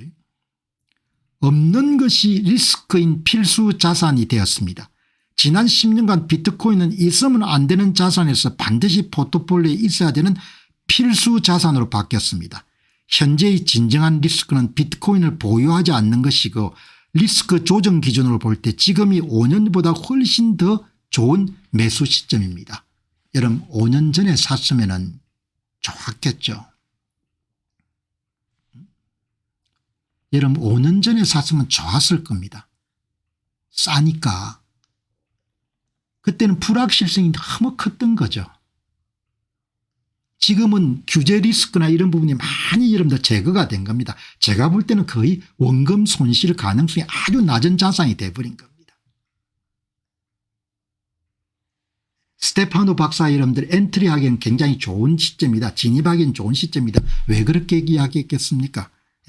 지금이 5년 전보다 훨씬 더 좋은 매수 시점이라고 봅니다. 가격은 좀 비싸죠. 그 대신 리스크는 현저하게 줄인 겁니다. 미국 정부의 지지와 제도화로 인한 위험이 감소했습니다. 어제 보셨지 않습니까? 미국의 상품선물거래위원회가 비트코인을 여러분들 연방 규제를 받는 자산으로 승격시켜 준 거 아닙니까? 부동산 자본 성장의 한계와 비트코인으로 해게 호주, 캐나다 등 서구 국가의 부동산 자본 성장은 신용 성장에 크게 의존해 왔지만 전 세계가 부채로 질식하고 있기 때문에 신용 성장의 한계에 도달했습니다. 반면에 정근적 곡선이 없는 비트코인은 더 나은 자본 성장을 전망하기 때문에 부동산 투자자들이 비트코인으로 자산을 전환하는 현상이 나타나고 있습니다. 여러분 이 부분도 아주 중요한 내용입니다. 이 부분도 실물 분야에 종사하고 있는 분이 아니면 도무지 하기 힘든 겁니다. 호주의 이런 부동산 투자가 줄고 그 사람들이 부동산을 매각해 이런 비트코인을 산다는 거 아닙니까? 예? 뭐냐 부동산을 해가 이러면 투자 수익이 안 나온다는 겁니다. 한국에 주는 메시지도 어마어마하게 심대한 겁니다. 그러니까 여러분들 지금 오늘 호주 시드니에서 고액 자산가를 상대로 여러분들 사업을 하시는 분이지만 통찰력이라는 것이 다 한국에 주는 겁니다.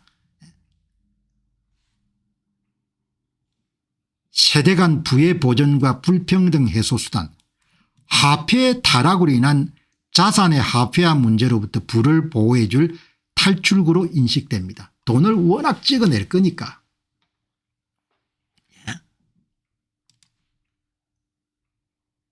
미래의 경제 출력은 기존 GDP 영향 요인 인구 생산성 부채가 아니고 에너지, 지능 그리고 작업 증명 세 가지 영향 요인으로 구성될 것입니다. 비트코인은 이 세 가지 추세를 모두 아우르며 새로운 경제를 타는 가장 우아하고 강력한 방법이라고 분석합니다.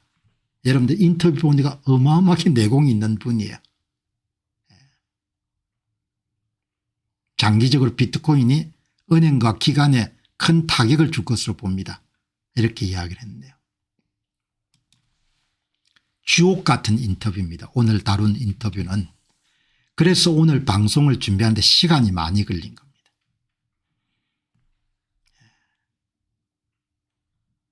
여기 보시기 바랍니다. 부동산 투자와 비트코인 투자 선택의 문제. 호주 문제지만 한국인에게 주는 그러니까 옛날 생각에 자꾸 머물면은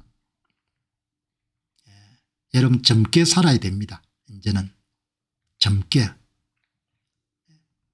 새로운 것을 계속 받아들이고 소화하고 진취적이고 배우고 그렇게 생각해야 되는 거죠. 옛날 생각하고 고집 피우고 옛날에 부동산에서 돈 벌었으니까 앞으로 부동산 되겠다. 오늘 보니까 뭐 반도체 팔아가 이런 돈 번 어떤 기업의 자제분들이 전부 다 서울의 이런 요지에 부동산 산다는 그런 기사가 나왔더군요. 제가 속으로 세상을 거꾸로 읽고 있구나 그런 생각이 들었습니다. 여기 한번 보시죠. 제 이야기가 아니고 여기에 호주, 캐나다, 미국 등지의 부동산 수익은 주로 자본 성장에서 비롯됐습니다.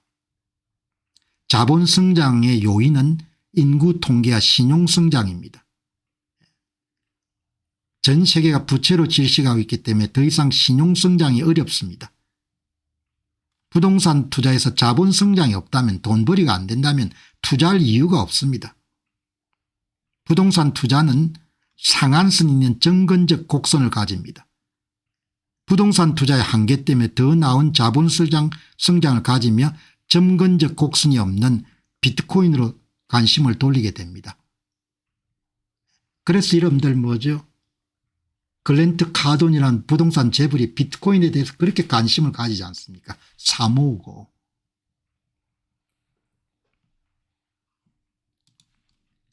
캐나다, 호주 부동산 시장이 경제에서 중요하기 때문에 정부가 대출 상한 기간을 25년 35년에서 앞으로 50년 80년 심지어 100년은 늘려 신용성장을 인위적으로 크레딧을 만드는 겁니다. 크레딧을.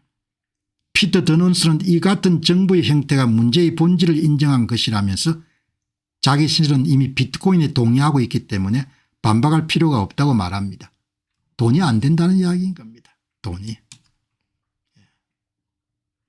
피터 더넌스는 부동산 시장에 베팅하는 대신에 아무도 인정하고 싶어하지 않는 위험이 쌓이고 있는 이 시장에 대한 탈출구나 더 나은 펀더멘탈을 가진 대안을 찾고 있다고 말합니다.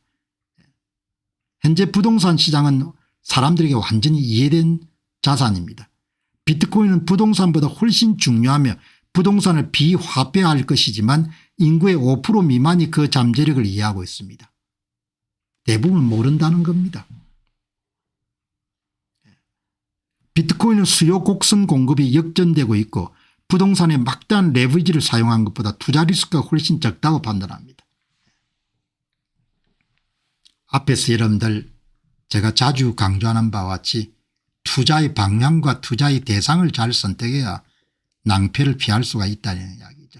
정답은 없지만 고정관념이나 선입견이나 익숙한 것에서 머물게 되면 그런 것을 벗어나기가 굉장히 어렵다는 거죠. 아파트 건물 공간을 비트코인으로 매각하는 부동산 고객들이 나타나기 시작했습니다. 호주 사례입니다. 일부 고객들은 단독주택이나 듀플렉스 등을 리파이낸싱하여 확보한 현금으로 비트코인을 매입하고 있습니다. 가장 전형적인 인물이 글랜트 카돈 같은 이런 미국의 부동산 재벌이 하고 있는 겁니다. 50대 이상 고객 중 일부는 아파트 건물을 통째로 매각하여 더 이상 보유하고 싶지 않다고 말하는 사례가 나타나고 있습니다. 피터 더넌스는 이러한 사례를 매일 또는 매주 목격하고 있다고 봅니다.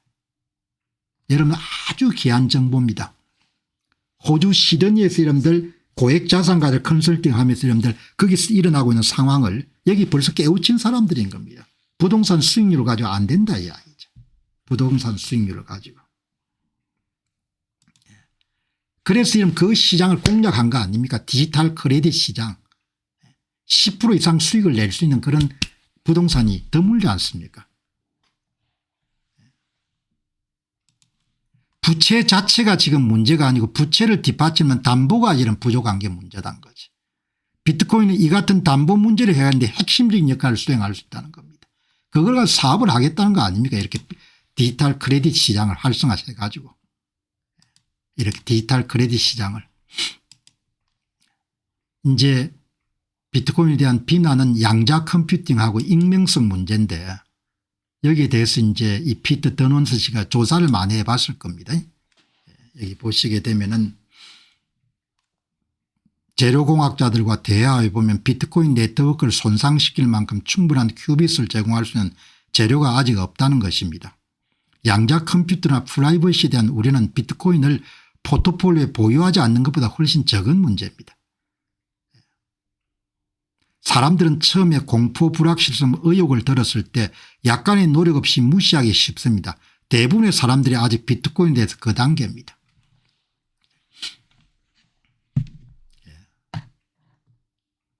새로운 생각을 하거나 새로운 관점을 가지는 것이 쉽지가 않은 일이죠. 그러나 뭐 다행스럽게 오늘 공병호 TV를 찾아주셔 가지고 방송 들으신 분들은 오늘처럼 이렇게 중요한 방송을 다른 날에 비해서 좀 적게 이름 들으시네요. 다 복이 있어야 되는 겁니다. 억수로 후회할 겁니다.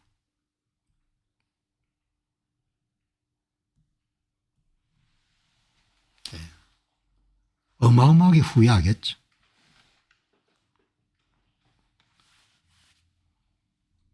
자, 여러분 오늘 방송 이제 여기서 마무리하고 또 여러분들 다음 방송 내일 또 새 주제 준비해 가지고 그렇게 방송 또 드리도록 그렇게 하겠습니다. 좋은 하루 되시고 또 오늘 방송 이해가 안 되신 분들은 또 다시 한 번 더 들으시면서 잘 소화하셔 가지고 경제적 자립이나 독립을 이루시는 데 크게 도움 되셨으면 좋겠습니다. 마무리하도록 하겠습니다. 감사합니다.